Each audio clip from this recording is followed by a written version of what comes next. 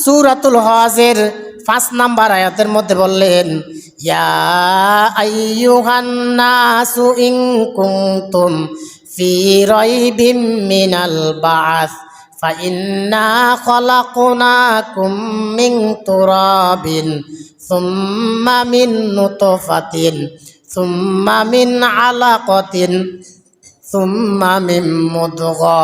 আল্লাহ তাআলা বলেন, হে মানব জাতি, মৃত্যুর পরে আবার তোমাদেরকে জীবিত করা হবে।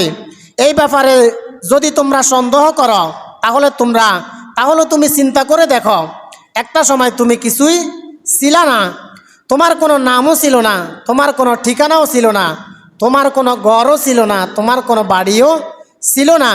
আমি আল্লাহ তাআলা তোমাকে এক ফোঁটা নাফাক পানি থেকে সৃষ্টি করলাম। ওই নাফাক ফোঁটা পানিকে তোমার মায়ের জরায়ুর ভিতরে সুরক্ষিত একটা জায়গায় রেখে দিলাম। এরপর সেই শুক্রাণু ফোঁটাকে আমি আল্লাহ জমাট বাঁধা রক্তে পরিণত করলাম। এরপর সেই গোস্তপিণ্ডকে জমাট বাঁধা রক্তকে আমি আল্লাহ গোস্তে পরিণত করলাম। এরপর সেই গোস্তকে আমি আল্লাহ তাআলা বড় একটা হাড্ডিতে রূপান্তরিত করলাম। এরপর সে হাড্ডির উপরে গোস্তর পোশাক পরিয়ে দিয়ে আমি আল্লাহ একটা স্ট্রাকচার দিলাম, একটা আকৃতি দিলাম। একটা আকৃতি দেওয়ার পর তখনও তোমার কোনো অঙ্গ প্রত্যঙ্গ ছিল না। তখন আমি আল্লাহ কান দিলাম, চোখ দিলাম, হাত দিলাম, পা দিলাম, ঠোঁট দিলাম, হাত দিলাম, পা দিলাম, সুন্দর একটা আকৃতি দিয়ে তোমার মায়ের গর্ভের ভিতরে আমি আল্লাহ তোমাকে বানালাম। সুবহানাল্লাহ। এরপর রুহু দেওয়া হলো। রুহু দেওয়ার পরে তুমি তোমার মায়ের পেটের ভিতরে ছটফট করা শুরু করার পর আমি আল্লাহ তাআলা তোমার মায়ের পেটের ভিতরে কতদিন রাখলাম শুনো। ওয়ানুকিররু ফিল আরহামি মা নাশাউ ইলা আজালিম মুসাম্মা।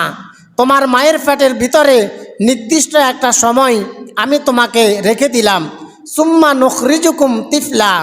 এরপর ছোট্ট একটা বাচ্চার সাইজে আমি আল্লাহ তোমার মায়ের পেটের ভিতর থেকে আমি আল্লাহ তোমাকে বানালাম। সুবহানাল্লাহ। তোমাকে আমি আল্লাহ দুনিয়ায় পাঠালাম। তাহলে একটা সময় আমাদের কিছু ছিল না। আল্লাহ তাআলা বলেন, হে বান্দা, একটা সময় তোমার কোনো কিছু ছিল না, তোমার নামও ছিল না, তোমার বাড়িও ছিল না, ঘরও ছিল না। আমি আল্লাহ তোমার বাবার এক ফোঁটা নাফাক পানি থেকে তোমার মায়ের জরায়ুর ভিতরে রেখে দিলাম। সেই রক্তকে আমি আল্লাহ গোস্তে পরিণত করলাম। আবার সেই গোস্তকে আমি আল্লাহ হাড্ডিতে রূপান্তরিত করলাম। হাড্ডিতে রূপান্তরিত করে ওই হাড্ডির উপরে একটা চামড়া দিয়ে আমি আল্লাহ তোমার আকৃতি দিলাম। আকৃতি দেওয়ার পরও যখন তোমার কোনো কিছু ছিল না, এরপর আমি আল্লাহ তাআলা সুন্দর একটা স্ট্রাকচার দিয়ে তোমাকে তোমার মায়ের পেটের ভিতরে তৈরি করলাম। সুবহানাল্লাহ। তাহলে আরাআইতাল্লাযী ইউকাযযিবু বিদ্দীন, হে নবী, আপনি তাদেরকে দেখেন নাই যে দিনকে মিথ্যা মনে করেছে, যে দিনকে অস্বীকার করেছে। ফাযালিকাল্লাযী ইয়াদউল ইয়াতীম, সে হলো ওই ব্যক্তি যে এতিমের সাথে খারাপ আচরণ করেছে। ইয়াদউল ইয়াতীমের ব্যাপারে তাফসীর কারকগণ অনেকগুলো অর্থ দিয়েছেন। এক নাম্বার হলো ইয়াদউল ইয়াতীম মানে হলো এতিমের সম্পদ যে অন্যায়ভাবে ভক্ষণ করে, এতিমের মাল অন্যায়ভাবে লুটপাট করে।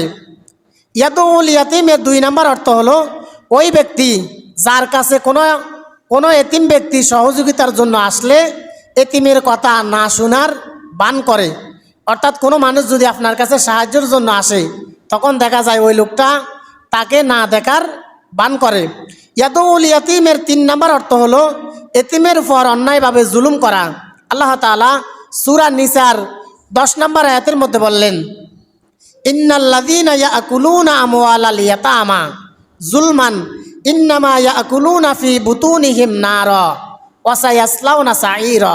আল্লাহ তাআলা বলেন, ইন্নাল্লাযীনা, নিশ্চয় যারা, ইয়াকুলুনা খায়, আমওয়ালাল ইয়াতামা এতিমদের ধন সম্পদ, জুলমান অন্যায়ভাবে, ইন্নামা ইয়াকুলুনা ফি বুতুনিহিম নারা, তারা এতিমের মাল অন্যায়ভাবে ভক্ষণ করে না, বরং তারা তাদের পেটের ভিতরে আগুন ঢুকায়। নাউজুবিল্লাহ। তাহলে ফাযালিকাল্লাযী ইয়াদউল ইয়াতীম, সে হলো ওই ব্যক্তি যে এতিমের সাথে খারাপ আচরণ করে, এতিমের সাথে খারাপ আচরণ করে। আপনি যদি পারেন তাহলে এতিমের দেখাশোনা করবেন। বিশ্বনবী সাল্লাল্লাহু আলাইহি ওয়াসাল্লাম বললেন, আনা ওয়াকাফিলুল ইয়াতিমি ফিল জান্নাতি হাকাযা ওয়াদাম্মাস সাব্বাবাতি ওয়াল উস্তা। বিশ্বনবী সাল্লাল্লাহু আলাইহি ওয়াসাল্লাম তার শাহাদাত আঙ্গুলি এবং মধ্যম আঙ্গুলি এই দুটি আঙ্গুলকে একত্রিত করে বললেন, এই দুটি আঙ্গুলকে একত্রিত করে বললেন, আমি আর এতিমের দেখাশোনাকারী ব্যক্তি কিয়ামতের দিন পাশাপাশি আল্লাহর জান্নাতে প্রবেশ করব। সুবহানাল্লাহ।